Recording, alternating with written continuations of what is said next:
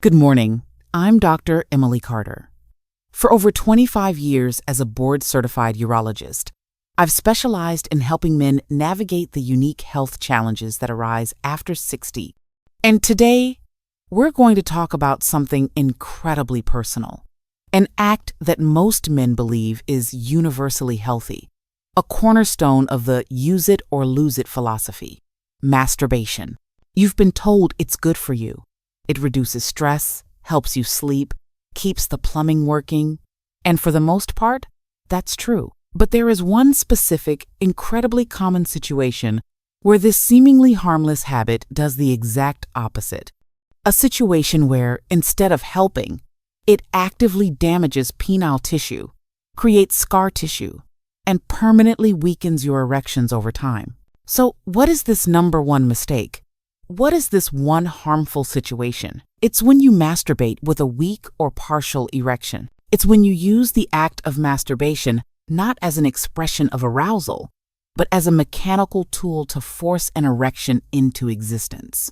This single habit, this struggle to perform, is creating low oxygen conditions inside your penis that lead to fibrosis, scar tissue, and make it harder and harder for you to get a firm, natural erection in the future. In this video, I'm not going to tell you to stop. I'm going to show you why this forced approach is so destructive, and I'll give you a simple 2-minute priming technique you can do instead. A technique that creates the perfect physiological environment for strong, healthy, and spontaneous erections without causing any damage. Stay with me, because understanding this distinction is the key to preserving your function and your confidence for years to come. Let's start with the simple science.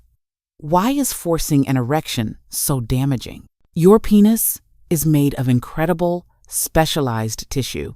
Think of it like a sponge, specifically 2 chambers called the corpus cavernosum. For a healthy erection to occur, your brain sends a relaxation signal to the arteries in this area.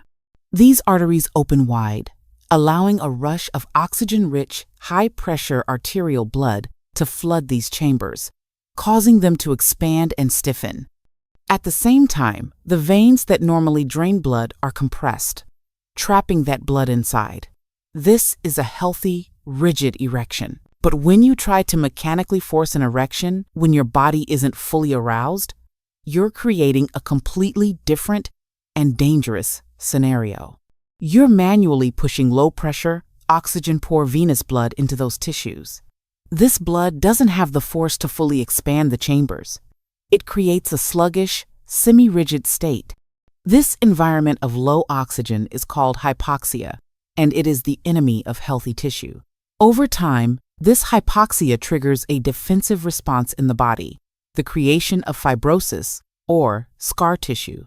This scar tissue is less flexible, less elastic, and it prevents the chambers from fully expanding in the future. I remember a patient, Robert, a 68-year-old retired accountant. He came into my office incredibly frustrated. "Doctor Carter," he said, "I've always believed in use it or lose it. Every morning, I try to have an erection to make sure things were still working. But it's been getting weaker and weaker. Now, it feels like a chore, a struggle. And the harder I try, the less it responds." Robert was caught in this exact trap. His morning exercise wasn't exercise at all. It was a daily session of causing microdamage. He thought he was helping, but he was inadvertently teaching his body to fail and scarring the very tissue he was trying to preserve. To make this crystal clear, I want you to use this analogy. Think of your penis like a high-performance tire. A full, natural erection is like inflating that tire to the perfect PSI. It's firm, rigid, and ready for the road. It can perform its function flawlessly. Masturbating with a semi-erect penis, however, is like driving on a flat tire. You can limp along for a little while. You might even get where you're going. But with every single rotation, you are grinding the rubber, damaging the internal steel belts, and permanently weakening the structure of the tire. You are guaranteeing a future blowout. Every time you force it, you are driving on a flat tire.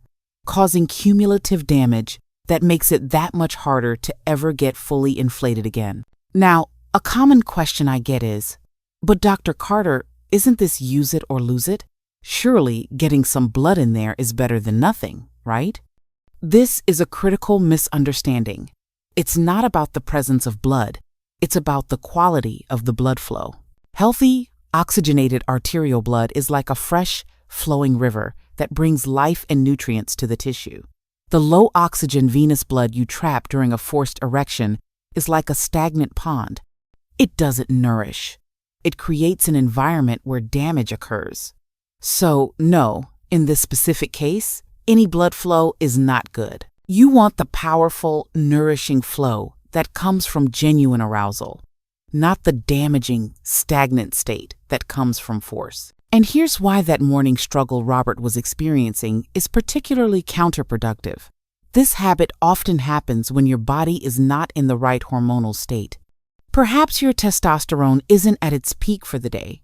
Or more likely, your cortisol, the stress hormone, is elevated because you're already anxious about performing. Trying to force an erection when your body is in a state of stress is like trying to push a car uphill with the parking brake on. You're fighting your own physiology. A healthy erection is a function of the parasympathetic nervous system, the rest and relax system. The stress of forcing it activates the opposite system, fight or flight, which actively constricts blood vessels. By doing this, you are working directly against your body's natural, hormonal, and nervous system rhythms, making the act both futile and damaging. So if forcing it is the problem, what is the solution? The answer is not to give up. The answer is to stop trying to start the car by pushing it down the street, and instead learn how to simply turn the key. We need to create the right internal environment for an erection to happen naturally. I call this the priming technique, and it takes just 2 minutes. The science here is centered on activating your parasympathetic nervous system and boosting the body's natural production of nitric oxide. Nitric oxide is the master molecule that signals the smooth muscles in your penile arteries to relax, allowing blood to rush in. Stress and anxiety destroy nitric oxide. Relaxation and specific physical stimulation create it.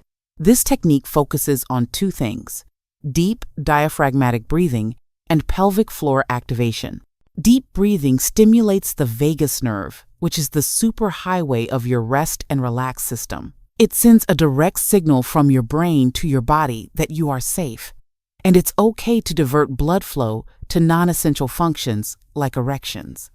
Gentle pelvic floor contractions, often called Kegels, for men directly stimulate the nerves in the pelvic region and increase localized blood flow without force.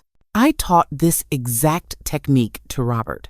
I told him to stop his morning test completely. Instead, for 2 minutes every morning upon waking, he was to lie on his back and do the following. Place a hand on his belly. Breathe in slowly through his nose for a count of 4, feeling his belly rise. Hold for a count of 4. Then, exhale slowly through his mouth for a count of 6. As he exhaled, I told him to gently clench the muscles he would use to stop urination. Hold for the duration of the exhale and then relax completely. He was to do this for just 2 minutes. No pressure, no goal of an erection. The only goal was to breathe and feel the activation and relaxation in his pelvis. The analogy I used with him was this: forcing an erection is like trying to start a car by pushing it. It's exhausting, it's inefficient, and you're probably going to damage the transmission. The priming technique, on the other hand, is like turning the key in the ignition. You're not providing the horsepower yourself.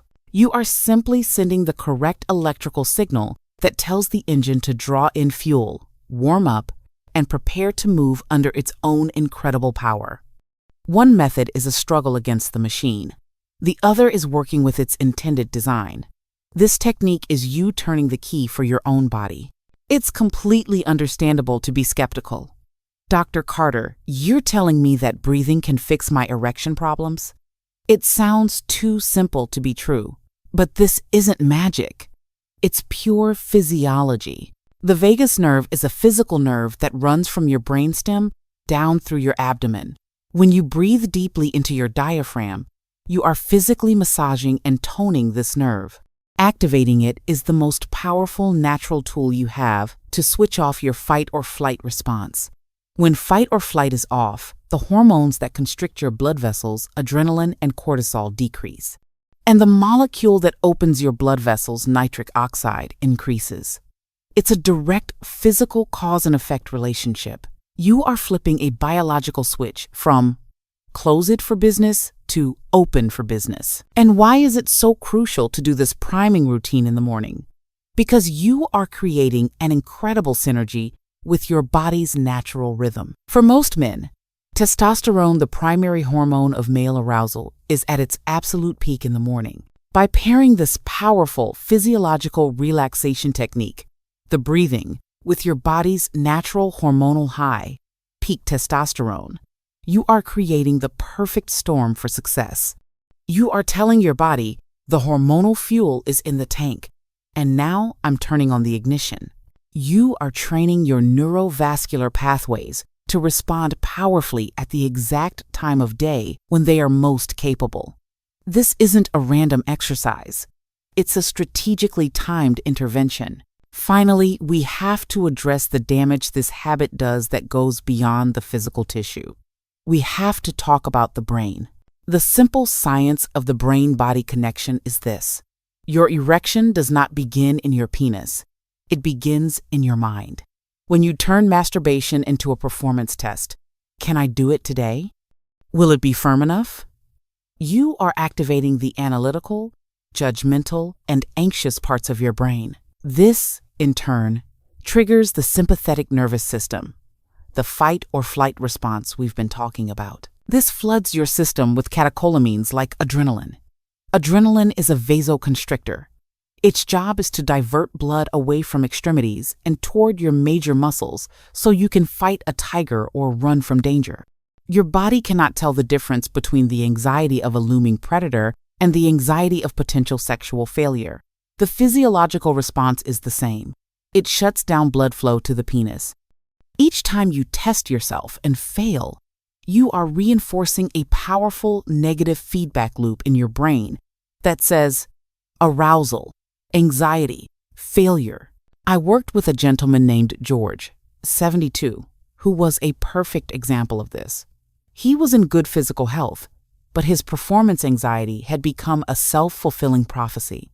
He confessed that the very thought of being intimate or even trying to masturbate would fill him with such dread that he would immediately lose any arousal he had. It had become a source of profound shame and was causing tension in his marriage. His problem wasn't his body anymore. It was the psychological trap he had built for himself, one failed test at a time. Here is the most powerful analogy for this psychological damage. Trying to force an erection out of anxiety is like trying to fall asleep by screaming at yourself. Sleep now. It's a logical impossibility. The very act of issuing the stressful command creates the exact physiological state that makes the desired outcome impossible. You cannot be anxious and relaxed at the same time. The more you scream at yourself to sleep, the more awake you become. The more you anxiously demand an erection, the more your body will refuse to comply. The goal isn't to shout louder. The goal is to stop shouting and simply create the quiet, calm conditions where sleep or an erection can naturally arise. This is not a message of defeat. I'm not telling you to give up or to never be sexual again. I am telling you to change the goal. When you engage in the priming technique or self-pleasure, the goal should no longer be achieve a rock-hard erection. That is a pass-fail test that invites anxiety. The new goal should be promote relaxation and blood flow in my pelvis. That's it. It's a goal you can achieve every single time. By focusing on the process, breathing, gentle touch, relaxation, rather than the outcome, a rigid erection, you remove the pressure. You short-circuit the anxiety loop. And in that state of relaxed, non-judgmental awareness, you give your body the psychological and physiological permission it needs to respond naturally. This psychological trap is especially dangerous at night. Many men try to test themselves before bed when they are already physically tired and mentally drained from the day. Cortisol levels can be high from daily stress, making a natural erection less likely to begin with. Attempting a performance test in this depleted state is setting yourself up for failure. This failure then creates anxiety that can disrupt your sleep, which further elevates cortisol and suppresses testosterone, making things even worse the next day. It's a vicious cycle. The evening should be a time for de-stressing and relaxation, not for a high-stakes performance review. Focus on calming your system, not testing it. Now, let's put it all together. Do you see how these 3 points are not separate issues, but a deeply interconnected system? When you stop the physically damaging habit of driving on a flat tire, and you replace it with the powerful pro-blood flow habit of turning the key with the priming technique, you automatically begin to dismantle the psychological anxiety of screaming at yourself to sleep. When you are no longer trying to force a result, the pressure disappears. When the pressure disappears, the anxiety feedback loop breaks. When the anxiety breaks, your parasympathetic nervous system can finally take over. When it takes over, nitric oxide is produced. And when nitric oxide is present, your body can finally do what it's designed to do. This isn't about patching a single leak. This is about rebuilding the entire plumbing system, physical, neurological, and psychological from the ground up. This synergy is how you create lasting, reliable, and confident function. So we come back to where we started. The core message today is simple. Masturbation should be a celebration of an erection, not a struggle to create one. You now have the knowledge. You know the one situation where this habit is harmful, and you have a simple, powerful alternative. But knowledge without action changes nothing. The men I see who truly transform their health, the Roberts and the Georges who reclaim their confidence, are the ones who take one small, consistent step. You don't need to overhaul your entire life tomorrow. Just start with one thing. Commit to the 2-minute priming technique every morning for 1 week. That's it. Don't judge the results. Just do the practice. This small commitment is a victory. It's you telling your body that you're ready to start working with it, not against it. Your body has a magnificent innate capacity to heal and function. You just need to stop causing damage and start creating the right conditions. The power is in your hands. If this information has been valuable to you, please do 3 things to help this message reach other men who need to hear it. First, click the like button.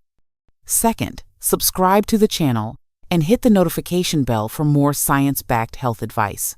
And third, leave a comment below. What was your biggest takeaway from this video? Your insight could be the one thing that inspires another man to take that first crucial step. Thank you for trusting me with your time and your health. Your next chapter begins with your next breath.